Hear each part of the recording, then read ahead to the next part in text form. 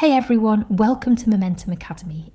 If you've been curious about Bubble.io but felt lost opening it up, you're in the right place. This series is a complete beginner's guide to Bubble.io in 2026, and in this very first module, we're going to start building your first app. We'll start by exploring the editor itself, the design, workflow, data, and styles tabs. You'll see how each one plays a role in shaping your app. Then we'll practice with the basics, adding text, buttons, icons, and input fields. From there, you'll learn how to structure your page using layouts, alignment, padding, and grouping. These are the foundations of design in Bubble, and they'll help you create apps that not only work, but look professional too.